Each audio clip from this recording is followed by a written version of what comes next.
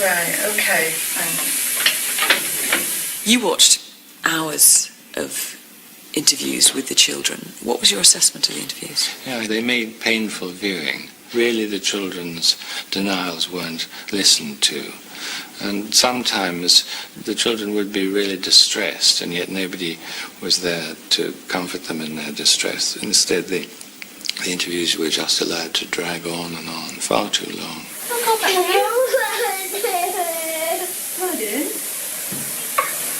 One such interview was with David's 6-year-old sister Caroline, who cried from the moment she entered the room, and within 2 minutes was sobbing uncontrollably.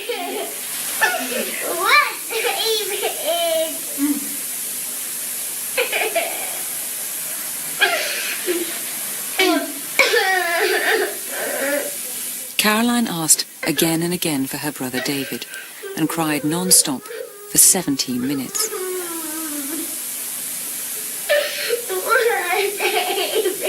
Caroline couldn't think of anything but the fact that she wanted her brother and she wanted to go home. And she said those two things over and over and over again and cried for 17 minutes.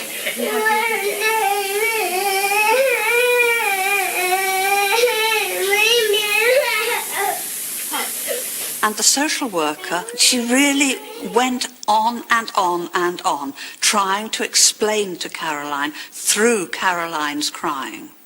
Now, you just can't do that with a child. We've got to try and find out whether it's safe enough for you to go home, Caroline. And that's what you want to know, isn't it, Caroline? Then she says, "Are you listening, Caroline? Can you hear me, Caroline?" Well, it's obvious that Caroline can barely hear her through her own tears.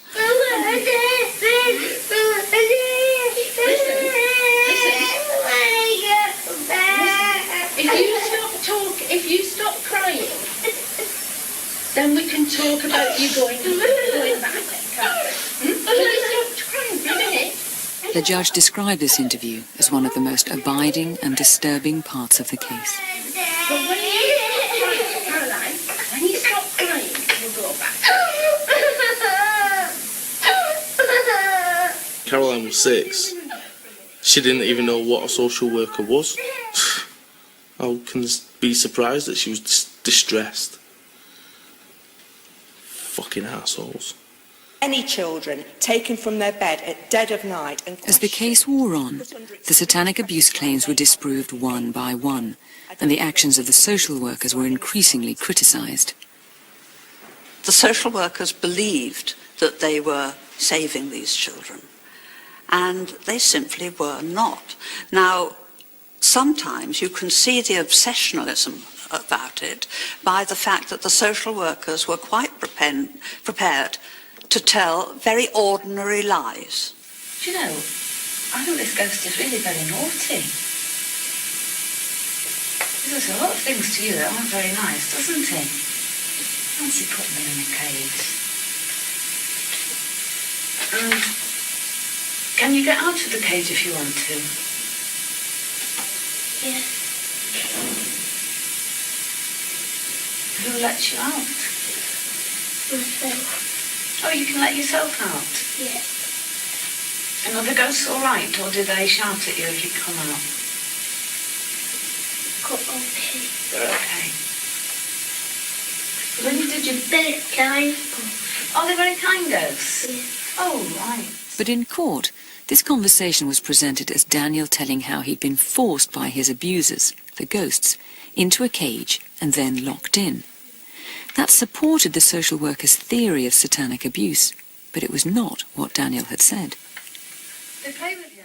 You call them lies. They told them the wrong things about what was going on with the children, out of malice or out of a misguided zeal to help these children.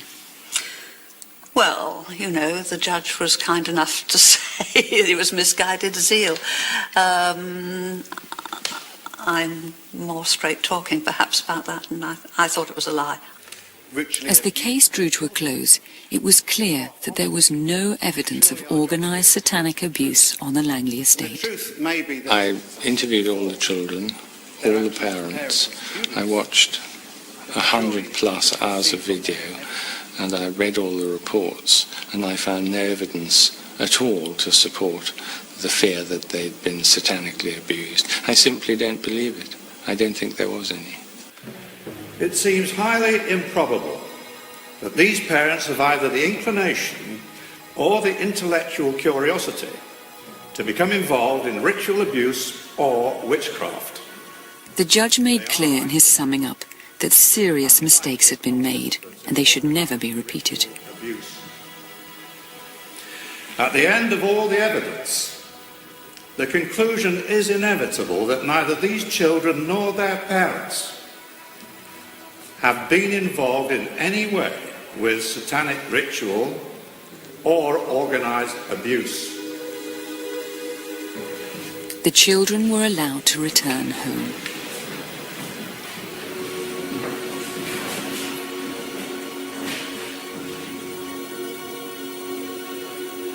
All except for one family.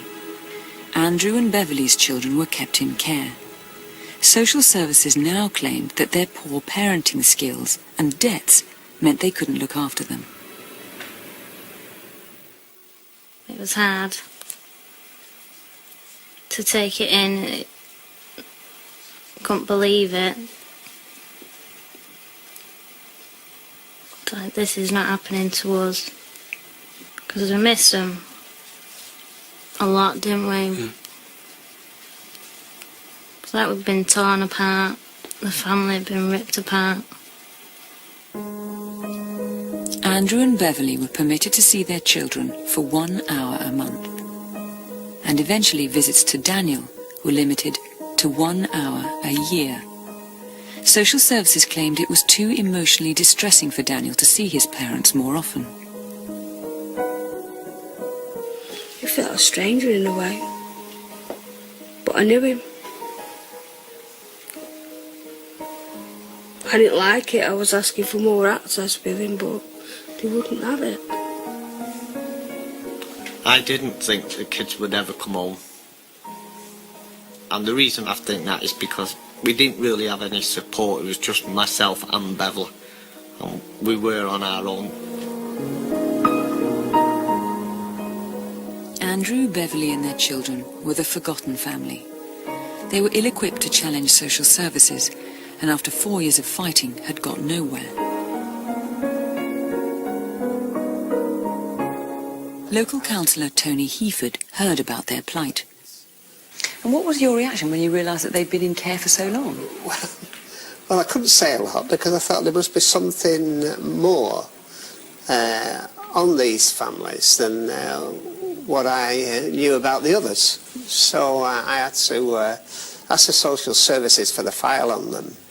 And of course I read the file. And I didn't find one word of abuse in it. I found a lot of words about having no money and debt and things like that.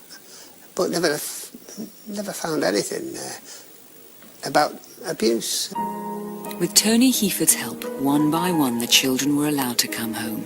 Finally, after 10 years in care, Daniel, the first child to be taken, was the last allowed back. It was near Christmas and got a phone call from my mum, surprised and everything. Asked me if I wanted to come over for Christmas. I said yeah. Couldn't stop smiling. Went in, had Christmas and that, which is nice. Just said to mum, could I stay here? Said yeah.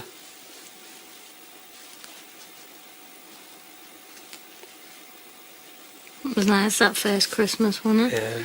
All the family back together. It felt normal, didn't it?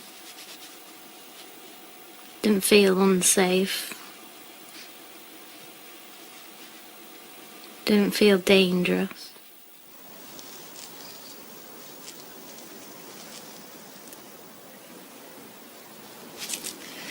Daniel and his family are still together here on the estate, like all the other families, trying to piece their lives back together again.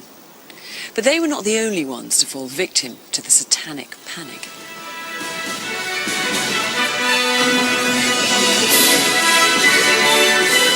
9 children taken from their homes in Orkney after allegations of ritual child sex abuse were tonight reunited with their parents. They were taken from homes in the Knowsley area after 2 teenage girls made allegations about ritual. The girl, her brother, 2 sisters and 4 other children, all from Ayrshire, The children are alleged to have suffered ritual abuse. In the late 1980s and early 90s, more than 80 cases of alleged satanic abuse were reported across Britain. Not one was ever proven to have any connection with satanic cults. Following the case, Rochdale Council accepted the judge's view that dawn raids to remove children were harmful. Rochdale's Director of Social Services resigned, and extra training and more rigorous guidelines were introduced. The social workers chose not to take part in this programme, but the trial judge said that they were dedicated and warm-hearted, with considerable skills devoted to the children's welfare. He didn't question their good faith or good intentions. The council says the pressures facing social workers can be immense, requiring difficult decisions involving vulnerable children. The council adds that it's already apologised for the mistakes made and took immediate steps to ensure they wouldn't be repeated. It recognises the painful and traumatic experience of the families. But for the children, that does not add up to an apology for the trauma they've suffered. They're taking the council to court. You think that we'll get a kind of public apology in the similar way as the way we were smeared across the papers? Well, I think we have a very good case for a public apology. It was really one of the biggest mistakes made by social services in the last 25 years. So they should apologise, and we've asked them for an apology, and we're just waiting to see what they say on that. As they continue to wait for the council's response, the memories live on. From coming out, I couldn't. My just life was so messed up after what these had done. I couldn't fit back into the way my old life was, if you know what I mean. I'm not going to let me depression and anxiety get me down. I've learnt to control it, and I do get angry because of the things that I've been through and having to learn to control it, because I blame them for what they did, for me being the person I am today. I don't know how to start a conversation up or talk to people. I just don't have that confidence.